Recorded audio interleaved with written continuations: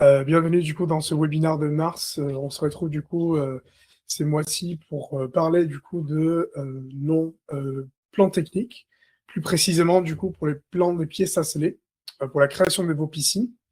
Tac, est-ce que vous m'entendez bien et vous me voyez bien? N'hésitez pas à mettre dans la conversation, vous avez la possibilité de écrire également du coup pendant la présentation.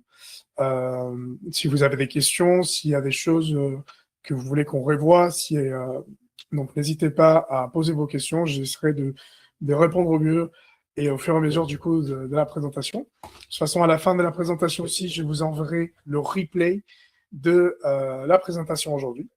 Donc, vous allez pouvoir partager à vos collègues, revoir aussi la présentation, donc n'hésitez pas à, à, à me dire en fait si vous voulez qu'on vous envoie le replay. Très bien. Bon, je vais partager mon écran.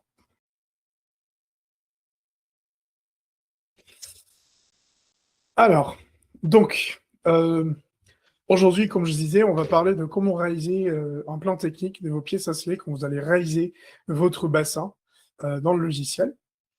Donc, à niveau de sujet en fait qu'on va voir aujourd'hui, donc déjà, dans la création d'une piscine, on va montrer comment on va pouvoir du coup agiter nos pièces à sceller directement, comment les configurer, comment les placer, comment on fait directement pour créer justement ces documents. En deuxième partie, donc la personnalisation de chaque de vos pièces à sceller. Par exemple, s'il y a des pièces à sceller spécifiques, on va pouvoir aussi montrer comment on va personnaliser à partir de tous les paramètres qui sont disponibles dans le logiciel. Et également, du coup, comment vous allez pouvoir retrouver à nouveau les pièces à sceller que vous avez déjà personnalisées à la base. Et finalement, du coup, on va vous montrer comment on va pouvoir exporter le plan. On va vous montrer aussi un exemple de les pièces à sceller.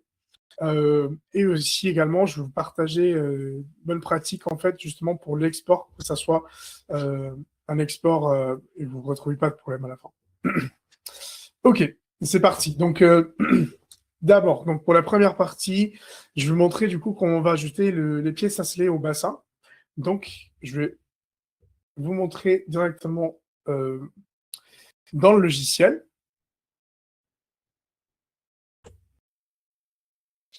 Voilà, donc quand nous sommes dans le logiciel, vous avez deux possibilités de créer justement vos pièces à sceller. N'hésitez pas si vous voyez bien mon écran, si vous avez des questions, comme j'ai dit. Donc là, j'ai déjà mon bassin de créer dans mon logiciel. Alors pour la partie création, la conception de votre bassin, je pourrais vous partager des vidéos tuto. Et aussi, n'hésitez pas à me poser la question s'il y a, il y a des personnes en fait qui nous rejoindront aujourd'hui qui n'ont pas encore connu du coup le logiciel. On pourrait vous proposer aussi des dates pour faire une démonstration du logiciel plus personnalisé pour voir toutes les fonctionnalités. Mais là, dans l'occurrence, du coup, j'ai déjà mon bassin créé avec du coup banquette, escalier, revêtement, margelle. Et du coup, pour ajouter mes pièces à sceller, je vais tout simplement cliquer sur la piscine et je vais voir tous mes paramètres qui sont ici à gauche. Donc, pour les paramètres en modifier, donc j'ai une petite rubrique qui s'appelle pièces à sceller que je vais pouvoir du coup cliquer pour justement partir sur la vue 2D. Donc ça, c'est une façon de faire. Sinon, on a aussi la possibilité de passer ici sur la rubrique technique et on a juste à cliquer du coup sur la partie pièces à sceller. Donc, on clique là. On va créer du coup nos pièces à sceller. On clique sur le bouton configurer des pièces à sceller. Là, du coup, j'ai mon bassin avec deux vues différentes, donc la vue des dessus et la vue des profils. Et à gauche, donc on a toutes les pièces à sceller qui sont disponibles justement pour placer et placer exactement comme on veut. Donc par exemple, nous avons des projecteurs. Donc par exemple, avec un glisser-déposer, je vais poser chaque élément. Disons qu'il y a deux projecteurs, je vais les placer directement dans le bassin. Le bon de fond aussi, je peux le mettre directement dans le bassin. Si j'ai une prise balai, je peux l'ajouter aussi également.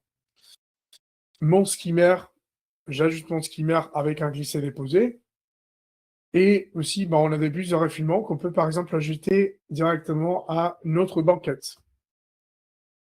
Donc, simplement, vous prenez la pièce à sceller en fait qui vous intéresse, vous prenez et vous faites un glisser-déposer directement sur la vue dessus, en fait, pour la placer où vous voulez. Alors, une fois que vous avez placé toutes vos pièces à sceller, sachez que, du coup, on va pouvoir personnaliser et modifier, chaque pièce à sceller. C'est-à-dire que là, en fait, quand vous cliquez sur chaque pièce à sceller, à gauche, donc on va avoir tous les paramètres qui apparaissent pour modifier manuellement, du coup, nos pièces à sceller. Donc, c'est-à-dire que si nous avons un skimmer un peu particulier qui, a une certaine largeur, une certaine hauteur, du coup, on va pouvoir changer justement la largeur de notre skimmer. Donc là, vous voyez que ça va nous afficher également sur la vue 2D, la longueur et la largeur, en fait, qu'on a changé. Donc disons que, la largeur, en fait, en réalité, c'est 45 centimètres. Le hauteur aussi, je vais le placer plutôt à 30. Donc vous modifiez directement. La distance à la race du bassin, donc c'est-à-dire la distance, en fait, entre le début du bassin et le bas. Donc c'est-à-dire qu'on va pouvoir, du coup, modifier cela, augmenter si on veut l'éloigner, du coup, directement du bassin. Pour la position du texte, donc là, nous avons le texte, en fait, qui apparaît pour déterminer quelle pièce à sceller on est en train de modifier. Donc, on peut modifier ça également. Donc, si on veut, par exemple, qu'il apparaisse à gauche, en haut, à droite, donc c'est vous qui voyez, en fait, comme vous voulez que ça soit représenté au moment de l'export de vos documents. Tac. Ensuite, à niveau de la taille de la police aussi, du coup, on va pouvoir modifier, on va pouvoir ajouter les cotations. Donc là, nous avons la cotation, du coup, de la distance à la race du bassin. Quand nous allons cliquer, en fait, sur chaque segment, donc c'est-à-dire les cotations qui sont pour chaque pièce à sceller que vous allez placer, on va pouvoir modifier ça manuellement aussi. Disons que, en fait, je veux que ça soit bien centré en mon bassin qui fait 8 par 4. Donc, soit je vais pouvoir cliquer sur le bouton centrer, et ça va se centrer automatiquement, soit je vais pouvoir aussi modifier directement en cliquant sur le segment. Donc, vous avez la distance absolue ici, et vous avez juste à modifier directement. Donc, disons que, en fait, en réalité, je veux que ça soit 1 mètre. Donc, je vais mettre 1 mètre, il va se modifier automatiquement. Pour la prise balai aussi, du coup, chaque élément que vous avez, vous allez avoir la possibilité de modifier directement tout ce qui est cotation, les mesures indirectes, et aussi modifier la forme et la taille.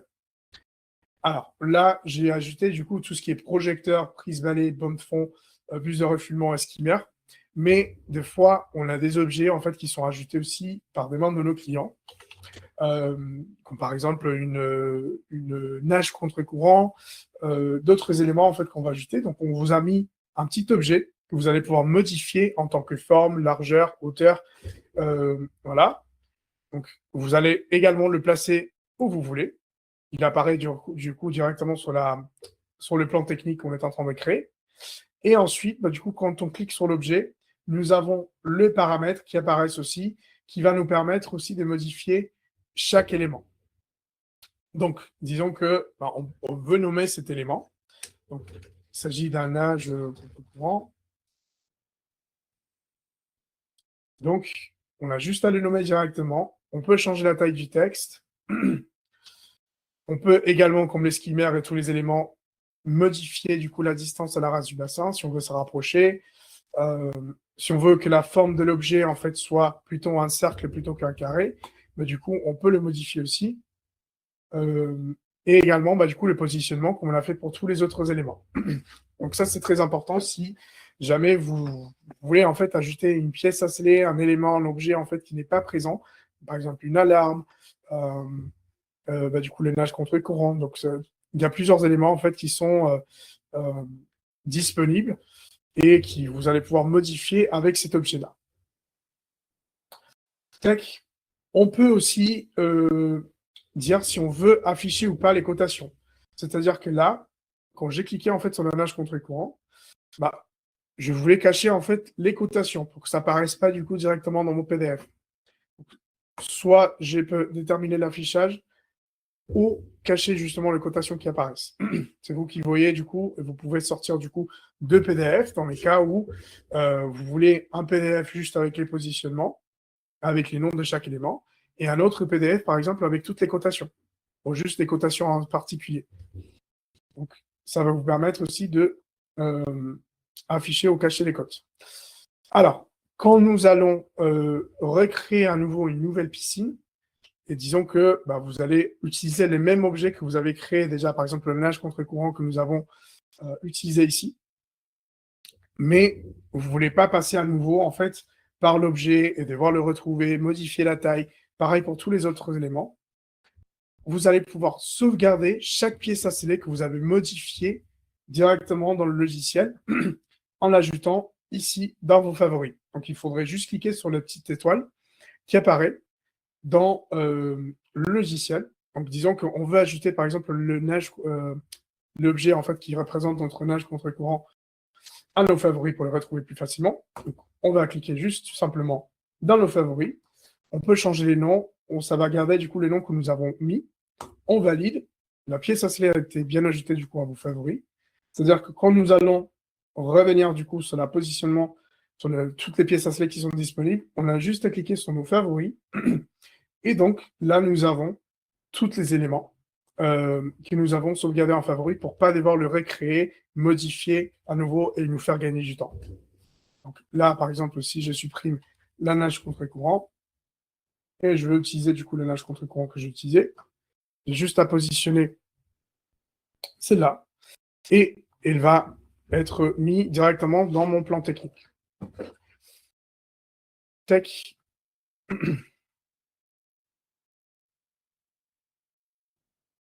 Ah, je suis navré. Est-ce que vous voyez bien mes pièces à sceller?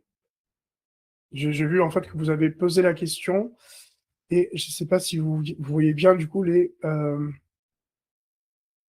Tac. Merci de m'avoir prévenu. Tac. Là, ça devrait être très bon. Je recommence du coup, je suis navré. Il me semble en fait que ça n'a pas pris en compte du coup les pièces à sceller. Donc, comme je disais, on peut passer du coup sur la partie technique. Quand on va ouvrir du coup la configuration des pièces à sceller, nous avons juste à cliquer ici sur le bouton.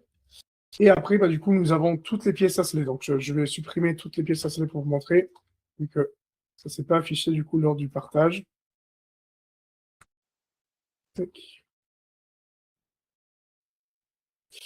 Alors, donc, nous avons la liste de pièces à sceller qui sont disponibles. On a juste à faire un glisser-déposer directement sur la vue de profil au-dessus, en fait, pour les positionner. Donc, moi, je vais par exemple ajouter mes projecteurs, ma petite bande de fond, prise balai, l'use de raffinement du coup sur la banquette. Donc, j'ai juste à positionner directement comme je veux. Tac. Et après, vous avez par exemple un skimmer. Et comme je disais, vous avez, si vous ne retrouvez pas l'objet qu'il vous faut, on a cet objet-là qui est disponible justement pour modifier et changer du coup au niveau des cotations, des largeurs, des hauteurs, en fait, pour représenter les objets que vous voulez. Donc, j'ai montré aussi qu'on peut modifier chaque élément avec les paramètres. Donc, quand vous cliquez en fait sur les pièces à sceller, vous avez tous les paramètres qui sont ici à gauche. On peut modifier du coup la largeur de notre skimmer, si on veut réduire la taille, augmenter la taille, si on veut que ça soit plus haut aussi, la distance à la rase du bassin, donc c'est-à-dire la distance de le début ici de votre bassin vers le bas. On peut aussi réduire la taille, tac, l'éloigner un peu. Et ensuite, quand on va cliquer sur les cotations, donc on peut modifier les cotations, soit si on veut que ça soit très centré, bien centré, pardon. Donc on a juste le bouton centré et ça va se centrer automatiquement. Soit on va pouvoir modifier la distance aussi avec les distances absolues. C'est-à-dire si je veux que ça soit 1,35, du coup la cotation elle va se mettre à jour aussi selon du coup la distance que je vais ajouter. Tac. Est-ce que tout est clair jusqu'à là? N'hésitez pas s'il y a des questions. Alors, donc, une fois que nous avons ajouté du coup tous nos pièces à sceller, comme je disais aussi, si on veut retrouver à nouveau les pièces à sceller que nous avons utilisées, que nous avons modifiées pour nos futurs projets, on peut du coup les sauvegarder dans nos favoris en cliquant sur la petite étoile qui est juste ici.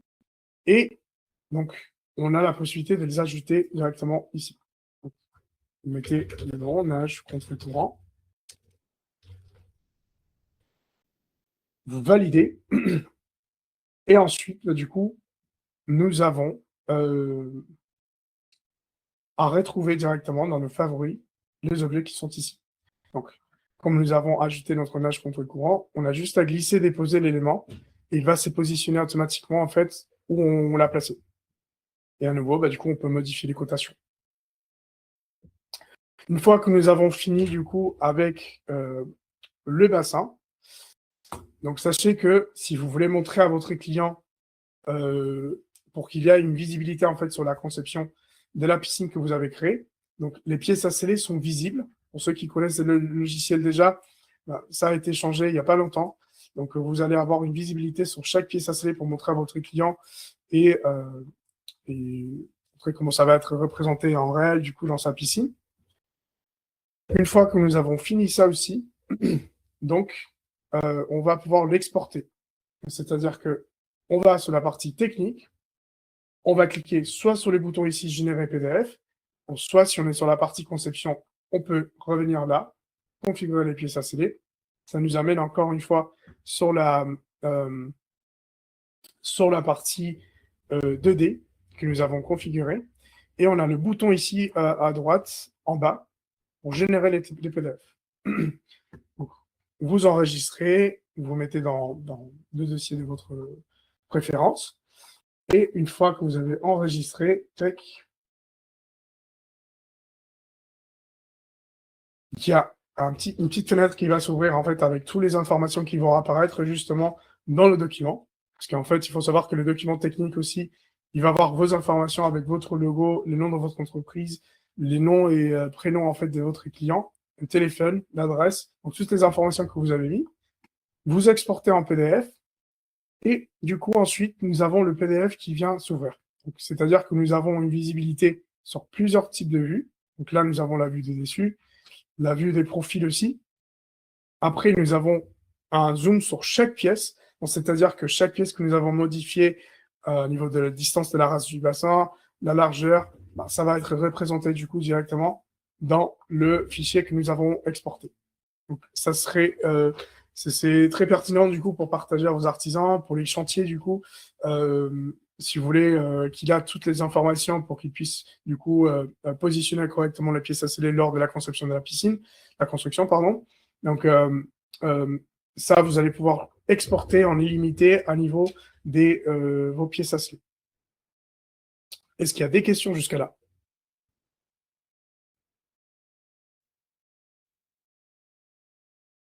Tac.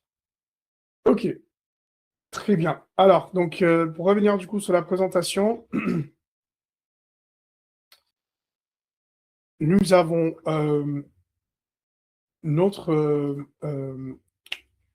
les pièces à sceller. Donc, vous savez déjà comment ajouter vos pièces à sceller.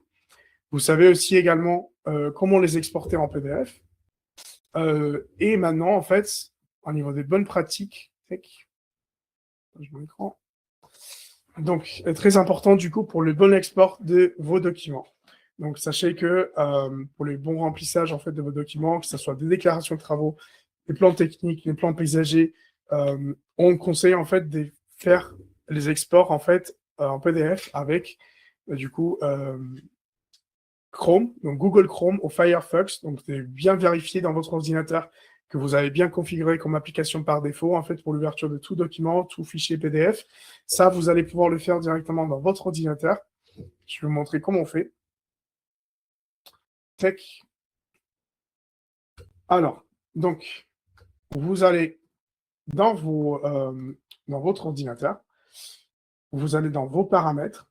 Donc, vous pouvez aller dans les paramètres d'affichage, applications, et sur les applications installées, donc, vous cherchez du coup Google Chrome, et donc tout ce qui est application par défaut, pardon, vous cherchez du coup Google Chrome.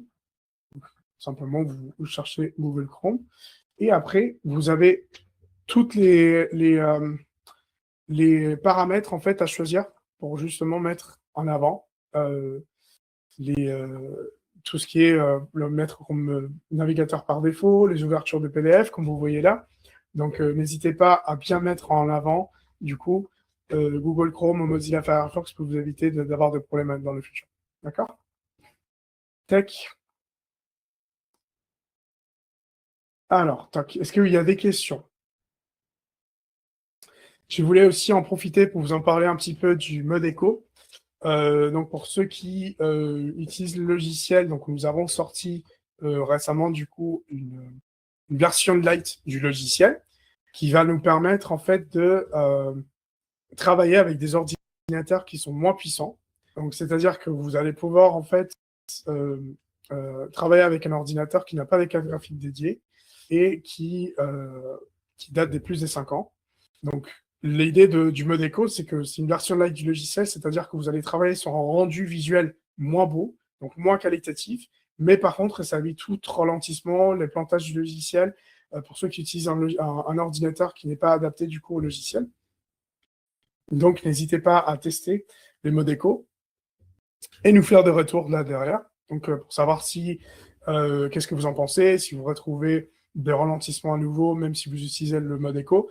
Donc nous on est très, on prend tout retour du coup très sérieusement pour, en fait on a créé justement ces modes écho pour vous faciliter le travail avec du coup les ralentissements, pour vous éviter justement d'avoir le logiciel qui prend du temps à ajouter des éléments quand vous utilisez un ordinateur qui n'est pas très puissant.